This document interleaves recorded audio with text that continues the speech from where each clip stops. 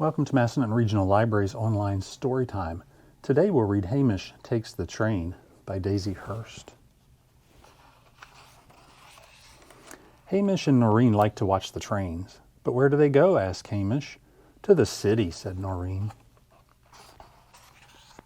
Oh, Noreen, don't you wish we could go and see the city? Asked Hamish.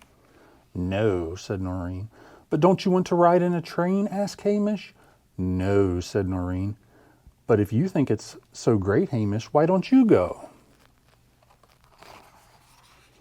So Hamish went. He followed the train tracks towards the station. But when he got there, he found that he needed a ticket or money to buy one. So he followed the train tracks all day, until it began to get dark. Hamish had not found the city, but in a rail yard full of old trains and rusting junk was a little caboose with lit-up windows that reminded him of home. Hello, he called. Is anyone in? Nobody answered. Hamish put his ear to the door and heard a groan. Are you all right? Asked Hamish. Inside, everything was made of something else, apart from Christoph, who had the flu. I feel so heavy, so cold, said Christoph, and I'm supposed to go to work in the morning. I work a crane on a construction site. Christoph, said Hamish, why don't I go for you? I'd love to work a crane.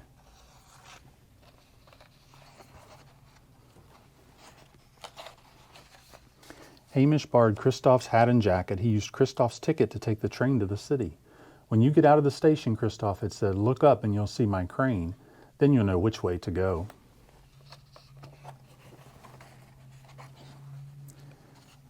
Can't you read? Asked Max the foreman when Hamish explained he'd come to do Christoph's job. Hamish could read and he looked at the sign. He had Christoph's hat and jacket, but Christoph's boots would have been too small. Christoph had given Hamish some money for lunch. It wasn't really enough for boots, but Margot gave him a deal. Right, said Max, you'll need to go up there. Lisa's going to show you the controls. The crane was very tall, taller than all the trees in the woods, said Hamish. Country bear, are you? Asked Lisa. Yes, said Hamish, but I really want to work the crane. Well, I expect you're very good at climbing trees, said Lisa. Quite good, said Hamish, but Noreen is better, he thought.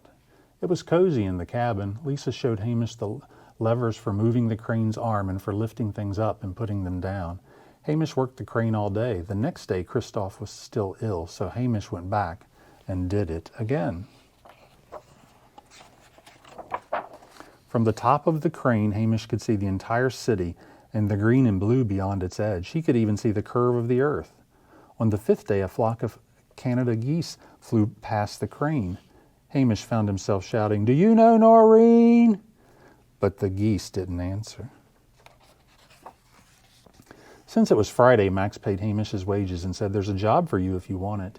Hamish bought a pizza with some of the money. He wondered what Noreen would be having for dinner.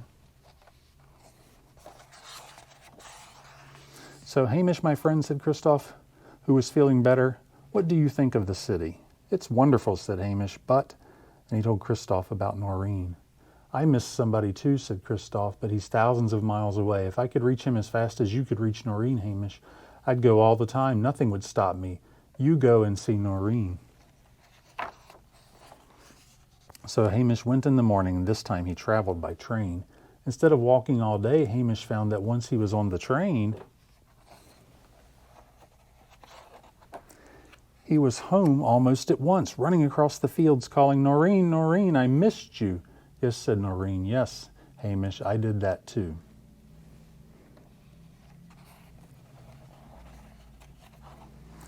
So you're going to be a builder? Asked Noreen. Maybe, said Hamish, and I could come home every weekend on the train. But Noreen, you know when the trains come in the other direction from the city to our station here? Yes, said Noreen. Well, where do they go after that? And they go off to get on the train together. The end.